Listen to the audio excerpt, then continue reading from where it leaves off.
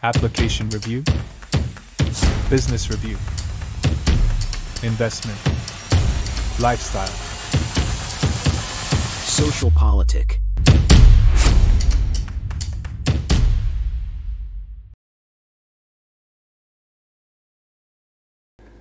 Halo Bapak Ibu, saudara-saudari sekalian, lovers and haters, salam cerdas Indonesiaku. Jumpa lagi kita pada kesempatan kali ini.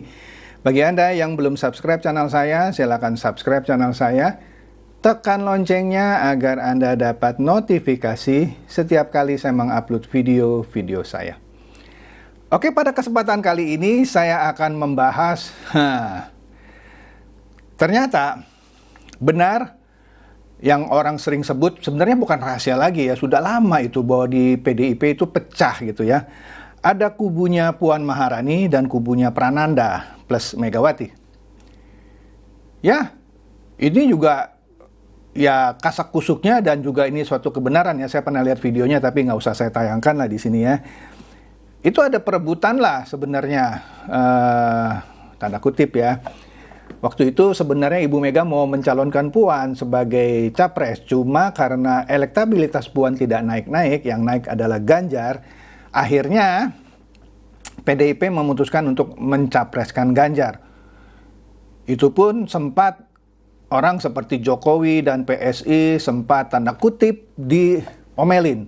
Kenapa sih kamu, saya partai belum mencapreskan, kamu sudah dukung-dukung Ganjar? Dengan kata lain, sebenarnya Ganjar itu dulu awalnya sudah didukung lah sama PSI maupun Pak Jokowi. Cuman karena dari PDIP agak sombong gitu, jadi PSI mengundurkan diri dari mendukung Ganjar dan Jokowi pun akhirnya patah hati, kan gitu ya. Nah Puan ketika tahu akhirnya Mbak Mega mencapreskan Ganjar, ya patah hati juga dia.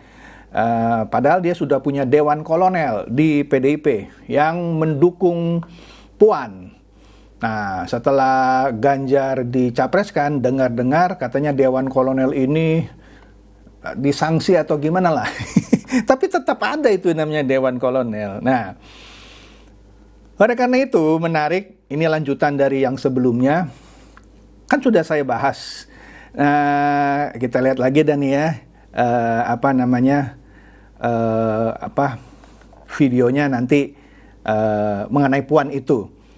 Tapi sebelum kita bahas mengenai Puan, yang akhirnya juga di sidang paripurna MPR DPR lah ya, itu akhirnya dia tidak hadir, ya.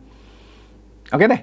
Nanti kita lihat lagi itu lebih detail ya, kita ini, itu intronya. Tapi sebelum itu, ini menarik nih ya, ngulik-ngulik soal 16%. Kita tahu kan, hasil quick count maupun real count, sekarang ya di sekitar 16% perolehan Ganjar Mahfud ya. Di situ dia tidak terima. Dia bilang, Anda percaya suara saya cuma segitu?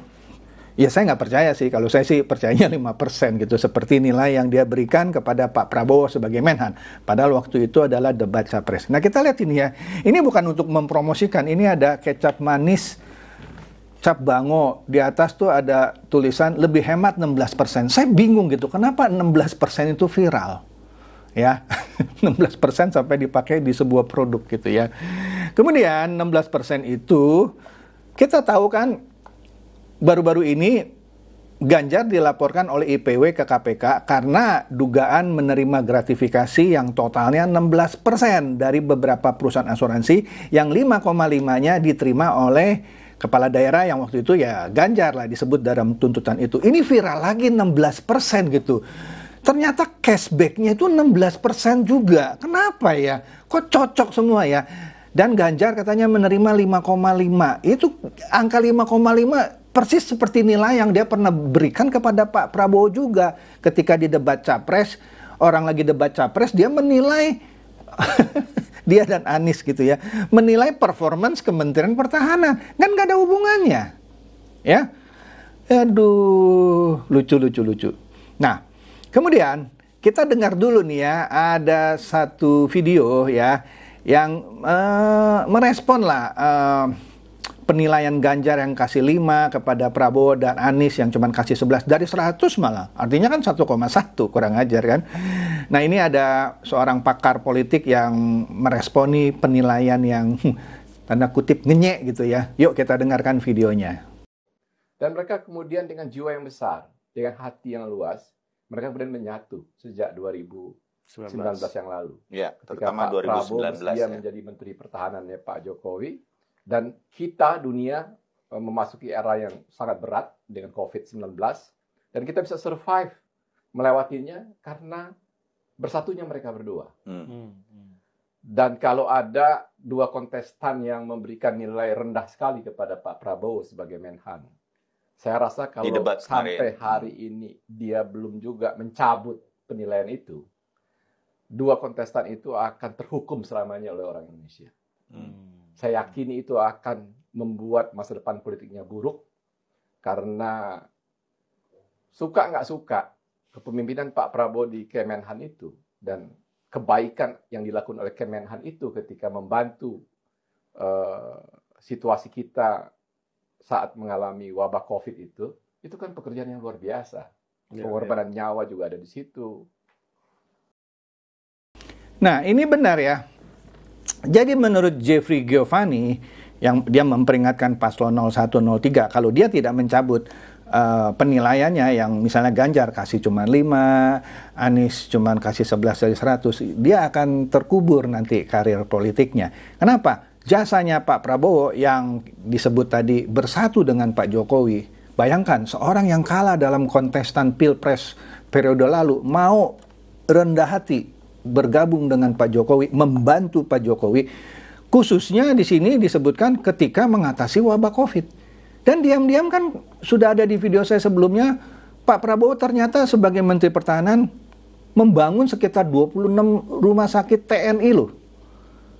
Coba, Anda masih bilang performance-nya 5 atau 11 dari 100. Ya gitulah. Jadi ide untuk menggulirkan hak angket itu adalah merupakan kejahatan politik yang menjijikkan, ya kan? Nanti kita lihat ya, ketika Ganjar dilaporkan ya terhadap dugaan gratifikasi menerima total 16% cashback dari perusahaan-perusahaan asuransi, di mana 5,5%-nya dia terima, TPN Ganjar Mahfud bilang apa? Ini politisasi nih, ya kan?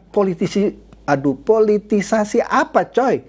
Ya memang kalau orang lagi dilaporkan ya hadapin aja, jangan bilang politisasi. Walaupun yang melaporkan adalah kader PSI, tapi dia menyebut saya bukan kader PSI ya, anggota PSI ya. Oke lah, kita nggak usah bicara itu. Kebetulan dia ketua DPD PSI Bogor. Terus apa hubungannya kalau dia kebetulan sebagai anggota PSI dan juga ketua DPD PSI Bogor? Mang gara-gara itu bisa menuduh dia politisasi? Gampangnya gini aja coy, kalau seseorang dilaporkan, pastinya yang melaporkan punya bukti kan? Kalau dia main sembarang melaporkan kan bisa digugat balik. Udahlah, dihadapin aja gitu ya. Justru kalau menurut saya, hak angket itu benar ini merupakan kejahatan politik yang menjijikkan. Kenapa? Itulah politisasi yang sebenarnya dari hasil pemilu. Hasil pemilu itu nggak usah dipolitisasi. Pakai koridor hukum, laporkan ke Bawaslu, serahkan bukti-bukti kecurangannya, kemudian gugat ke MK. Itu undang-undang pemilu. Makanya di konten saya sebelumnya sudah saya bahas kan. Untung Ganjar nggak jadi presiden. Masa undang-undang pemilu yang sederhana ini saja diabaikan sama dia, dilanggar sama dia. Malah dipolitisasi, dibawa ke DPR menjadi hak angket. Nah itu baru politisasi namanya. Kalau Ganjar dilaporkan ke bukan MK, ke KPK, itu bukan politisasi. Itu benar-benar penegakan hukum, penegakan undang-undang. Itu benar, bukan politisasi. Justru membawa hasil pemilu ke DPR menjadi sebuah hak angket. Itulah politisasi. Kok saya kayak Pak Mahfud ya suka salah ngomong gitu ya. Itu politisasi. Karena ada undang-undangnya, dilanggar. Jangan terbalik-balik coy.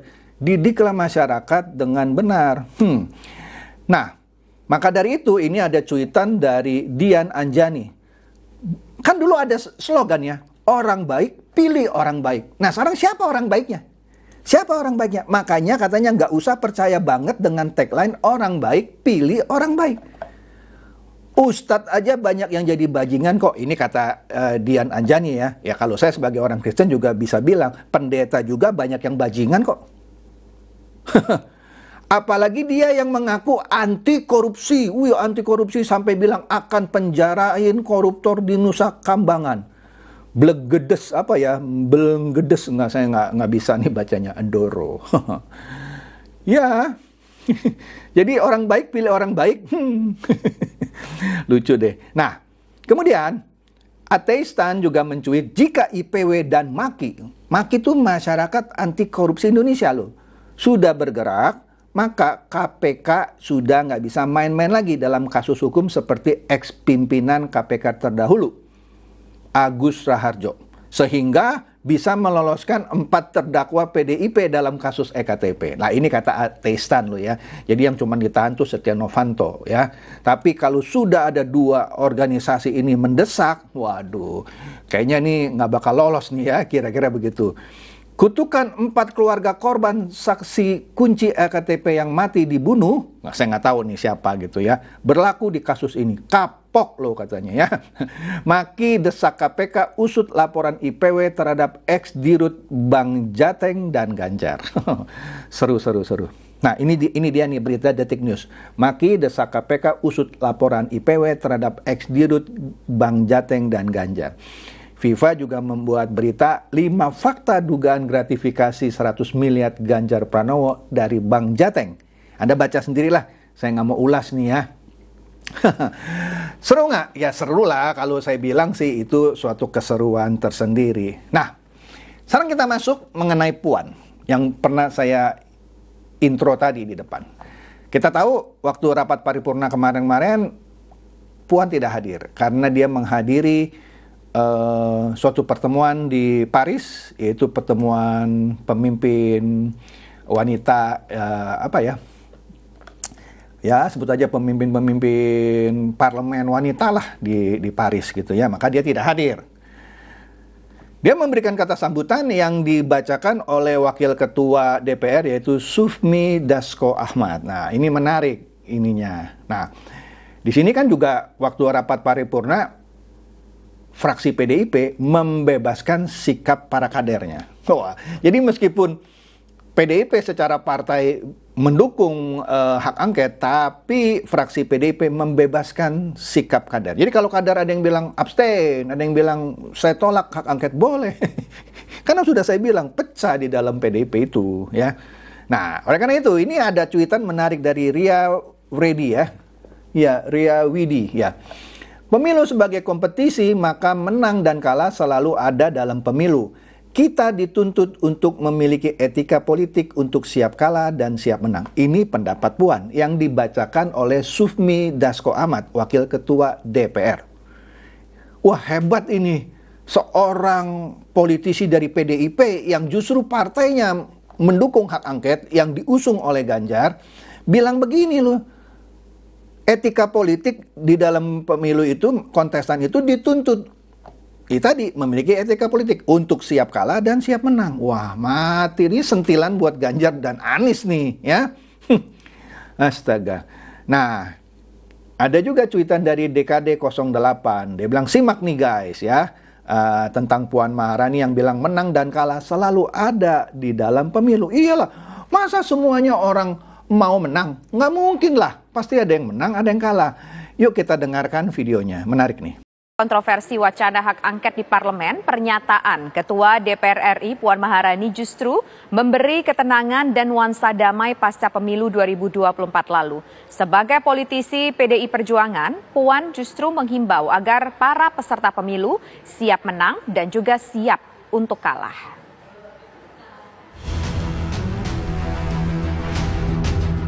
Pernyataan Ketua Dewan Perwakilan Rakyat Puan Maharani dalam pidato pembukaan rapat paripurna DPR Selasa lalu menjadi angin segar di tengah panasnya tensi politik pasca pencoblosan kotak suara pemilu 2024 lalu. Dalam pidato yang dibacakan oleh Wakil Ketua DPR RI Sufmi Dasko Ahmad, Puan mengimbau agar para pihak yang ikut pemilu tidak hanya bersaing merebut kemenangan, tapi juga siap untuk menerima kekalahan. Pernyataan Puan Maharani ini tentu bertolak belakang dengan sikap keras yang diungkapkan sejumlah politisi PDI Perjuangan sebelumnya. Anda dengar sendiri ya, kontestan pemilu itu harus siap menang, harus siap kalah. Jangan mau menang aja.